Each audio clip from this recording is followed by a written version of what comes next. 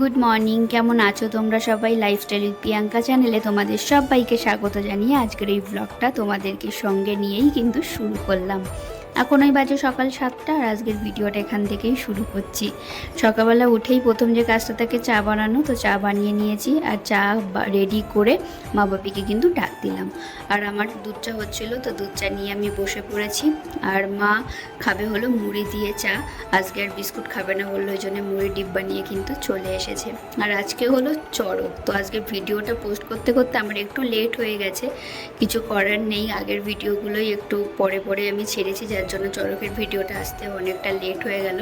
তো এখন সবাই মিলে বসে চাটা খাবো আর একটু গল্প করব। আমরা প্রত্যেকদিনই এরকমই করি, এক টেবিলে বসে চা খাই, একটু গল্প করি। সকালটা আমাদের কিন্তু এইভাবেই প্রত্যেক দিন। আজকে বাপি নিয়ে এসেছিলেন হলো বকফুল, আর আমাদের বাড়িতে বকফুল খেতে কিন্তু সবাই মোটামুটি পছন্দ করে, ওই জন্যই কিন্তু বকফুলটা প্রায়ই আনা হয় আমাদের বাড়িতে। তোমরা প্রায়ই দেখতে পারবে আমাদের বাড়িতে কিন্তু বকফুলের বড়াটা হচ্ছে। আর আগে তো এইসবগুলো খেতাম না, এখন এখানে এসে এই সবগুলো খাওয়া কিন্তু শিখে গেছি। আজ বাপি নিয়ে এসেছিলেন বেলে মাছ, আর এই বেলে মাছটা খেতে আমি কিন্তু খুব পছন্দ করি। তো তোমরাও কারা কারা পছন্দ করো অবশ্যই জানিও। তো বেলে মাছটা আজকে সবটুকু রান্না করব না, অল্প করেই রান্না করব, আর কিছুটা রেখে দিলাম অন্য আর একদিন বানাবো। তো এখানে তেল দিয়ে দিলাম কড়াইতে, আর মাছগুলোতে হলুদ লবণ মাখিয়ে নিয়েছি, নিয়ে একটু ভেজে নেব। খুব কড়া করে ভাজবো না, শুধু এপিট ওপিট একটুখানি জাস্ট হালকা করেই ভেজে নেব, না হলে বেশি কড়া হয়ে গেলে এই মাছগুলো আর খেতে ভালো লাগে না।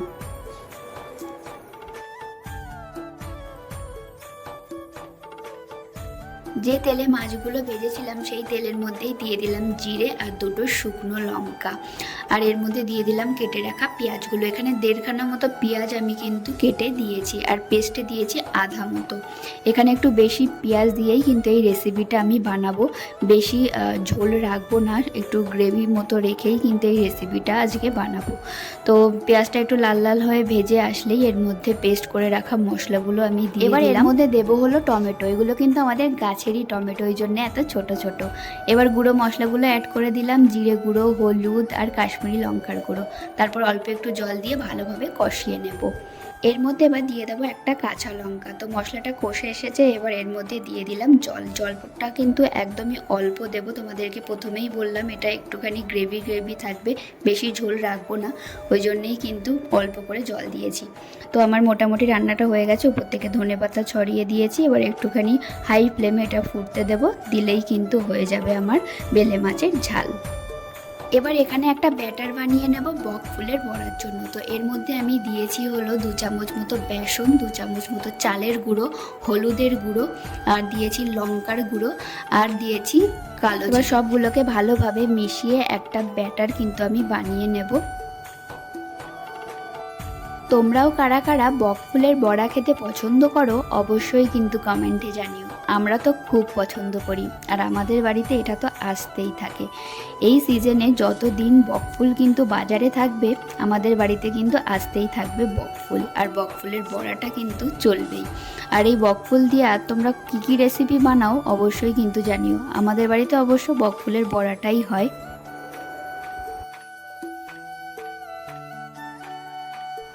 আজকে ছিল চড়ক, কিন্তু সকাল থেকেই মনটা আজকে ভীষণ খারাপ ছিল। আসলে হাজব্যান্ডের কথা খুব মনে পড়ছিল সকাল থেকেই। আসলে এইসব পূজা আশ্রয়, এইসব অনুষ্ঠানগুলোতে আমি ওকে সব থেকে বেশি মিস করি, কারণ সব সময় দেখি সবাই তাদের হাজব্যান্ডের সাথে এখানে ওখানে যাচ্ছে, হেসে খেলে আনন্দ করে বেড়াচ্ছে, কিন্তু আমি তো সেটাও পারি না। তো তখন আমার ভীষণ মন খারাপ হয় সবাইকে দেখে।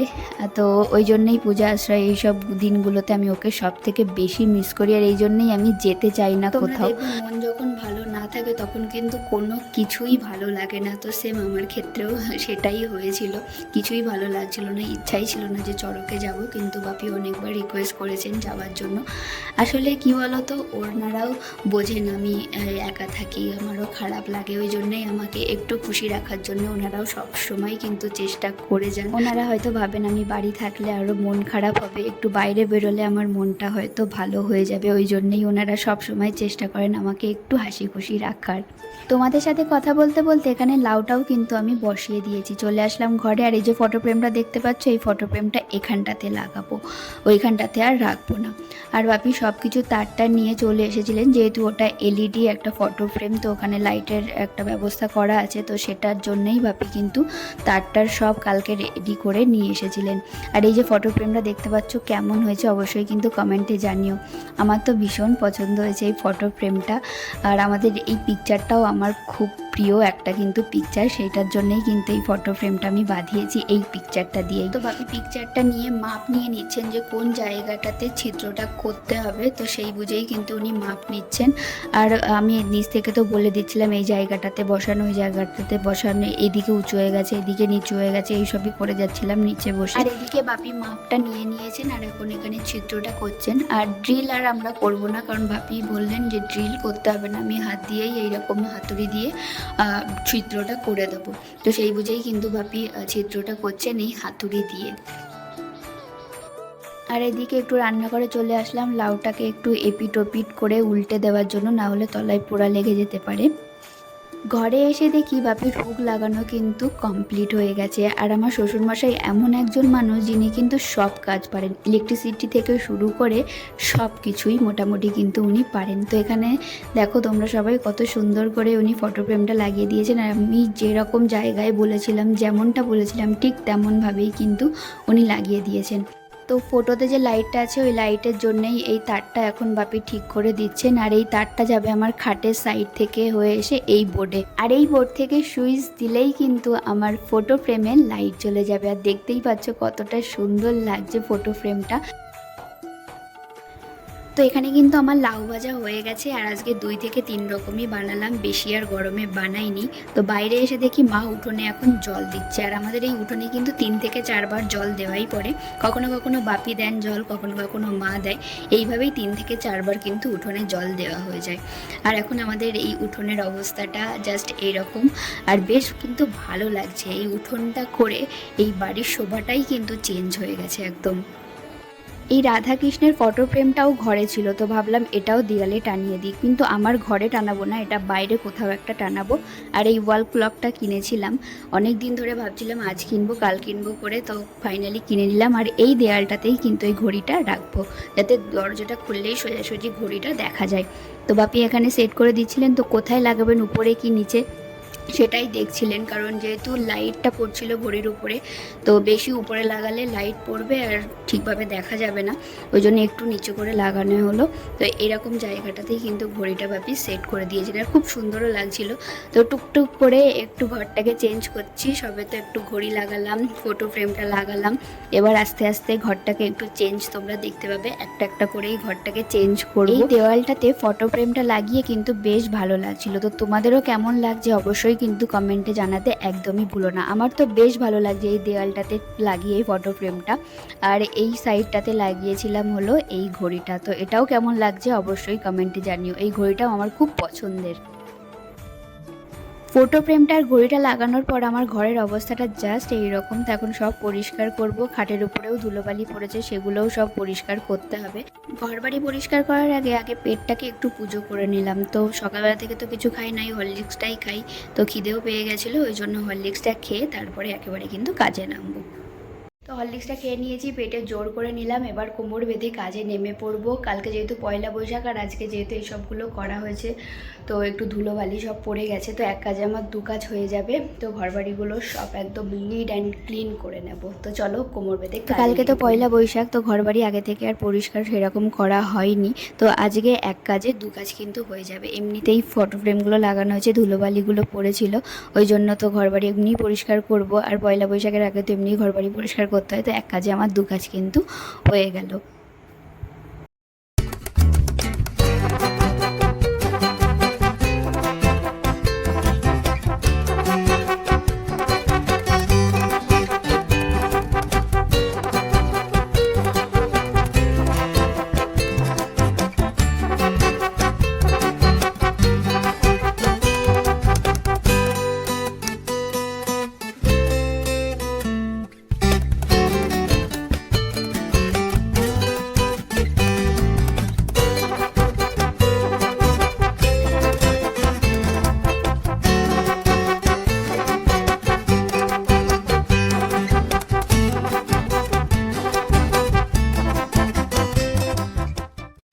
জাস্ট ঘুম থেকে উঠলাম, এখন এই বাজে বিকেল 4:45 মতো। আর এখন রেডি হব, রেডি হয়ে যাব হলো চড়কের মেলায়। আর এই ফার্স্ট টাইম শ্বশুরবাড়ির এখানে চড়কের মেলাতে যাচ্ছি। আর আমি শুনেছি এখানে চড়কের মেলা নাকি খুব খতরনাক হয়, তো শুনেছি, এখনও পর্যন্ত দেখিনি, এই ফার্স্ট টাইম অভিজ্ঞতা হবে। আর সবটাই তোমাদের সঙ্গে তুলে ধরবো। আর আমি যাব হলো ডালিয়া আর সৌগতদার সাথে, তো ওরা বললো যে চল, তো ওদের সাথেই যাব। মা বাপি হয়তো পরে জয়েন করতে পারে। তো চলো ভিডিওটা তোমরা দেখতে থাকো, আর আমি তাড়াতাড়ি ঝটাফট রেডি হয়ে নিই। আজকে পরবো হলো এই মেরুন কালারের কুর্তিটা আর এই হোয়াইট ল্যাগিটা। রেডি হয়ে নিয়েছি, একটা মেরুন কালারের কুর্তিটা পরে নিয়েছি আর এই যে হোয়াইট ল্যাগিটা। আর এখন যাব হলো সৌগতদাদের বাড়িতে, ওখান থেকে চড়কের মেলায় যাবো, মানে এখান থেকে শ্বশুরমশাই ওদের বাড়ি পর্যন্ত নিয়ে যাবে, তারপর ওখান থেকে বেরিয়ে পড়বো। তো চলো ঝটাফট এখন বেরিয়ে পড়ি। আমরা কিন্তু চড়কের ওখানে চলে এসেছিলাম, আমি, বাপি, সৌগতদা, ডালিয়া, আমরা 4 জনেই এসেছিলাম চড়কটা দেখতে। আর আমরা একটু ভয়ে ভয়েই ছিলাম যে চড়কটা দেখতে পাবো কিনা, কারণ এখানটাতে চড়ক একটু তাড়াতাড়ি শুরু হয়ে যায়, কিন্তু এইবারটা একটু লেট করেছে, তো ওই জন্যেই কিন্তু আমরা চড়কটা দেখতে পাচ্ছি।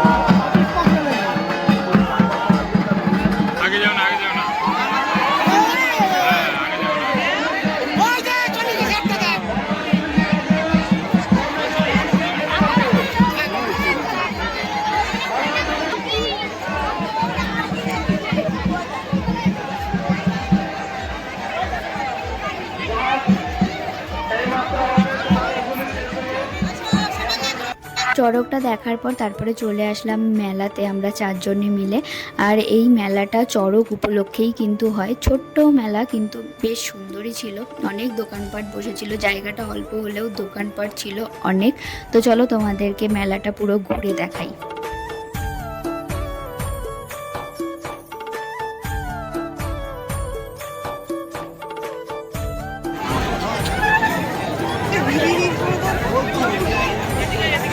ওই যে দেখে পরে মাথাটা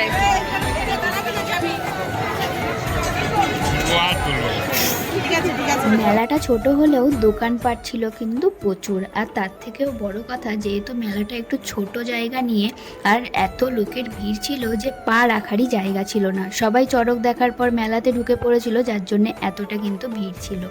আর এই যে দূর থেকে কানের দোকানটা দেখতে পেয়েই ছুটে আসলাম, কারণ কানের দুলের প্রতি মেয়েদের কিন্তু একটা আলাদাই দুর্বলতা থাকে।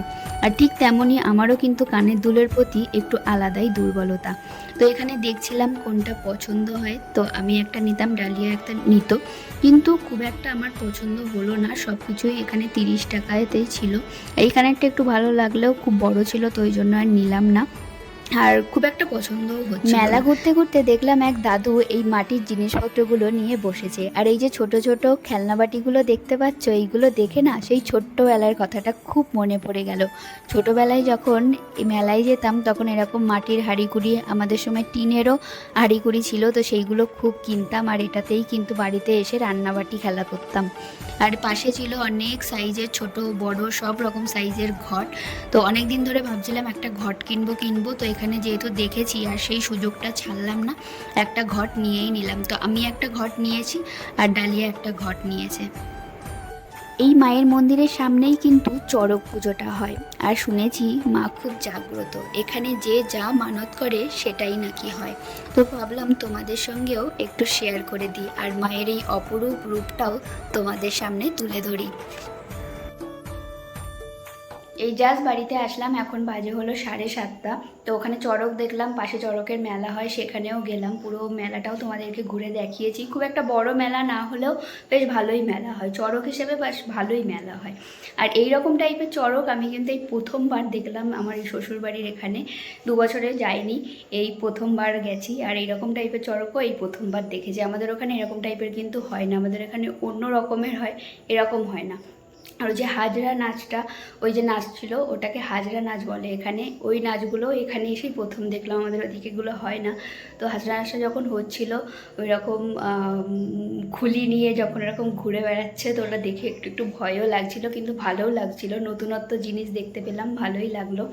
তারপরে যখন বড়শি ফুটিয়ে এরকম ঘোরাচ্ছিল, ওটা দেখে না আমার পুরো এই হাতটা এরকম শক্ত হয়ে যায়। একদিকে ভিডিও করছি তোমাদের জন্য, আর একদিকে এরকম শক্ত করে হাতটা রেখেছি, মানে জানি না কেমন একটা আমার হচ্ছিল। এইসবগুলো আমি একটুও দেখতে পারি না, তো অন্যরকম এখানে চড়কটা হয় ওই জন্যই দেখতে গিয়েছি, নাহলে আমি এরকম টাইপের জিনিস আমি একদমই দেখতে পারি না। আর এই প্রথমবার এরকম জিনিস দেখলাম, প্রথমবার নতুনত্ব এক্সপিরিয়েন্স আমার হলো, বেশ ভালোই লাগলো। যাই হোক, সব কিছুই একটু নতুন নতুন এক্সপিরিয়েন্স করাটা উচিত। আর মেলার থেকে কিনেছি এই যে এই লক্ষ্মীর ঘটটা। অনেক দিন ধরে একটা লক্ষ্মীর ঘট কেনার ইচ্ছা ছিল, তো ফাইনালি এরকম একটা লক্ষ্মীর ঘট ওখানে দেখলাম, তো কিনে নিয়েছি। আর কিছু খাইনি সেরকম, মানে ভালো লাগছিল না, প্রচণ্ড গরম। আর মেলার জিনিস আমার অতটা খেতে টেতে ইচ্ছা করে না, মানে ইচ্ছা করলে খাই এরকম, মানে মেলার জিনিস আমার খুব একটা খেতে ইচ্ছা করে না, ওই জন্য গরমে আর কিছু খাইনি, শুধু একটা লক্ষ্মীর ঘট নিয়ে বাড়ি চলে এসেছি। তো চলো আজকে এই ভিডিওটা রাখলাম এইটুকুই। কেমন লাগলো অবশ্যই কমেন্টে জানিও। ভিডিওটা কোথাও একটু ভালো লেগে থাকলে একটা like, comment, share and subscribe করে দিও। সবাই খুব ভালো থেকো, সুস্থ থেকো, দেখা হবে নেক্সট ভিডিওতে। ততক্ষণের জন্য টাটা।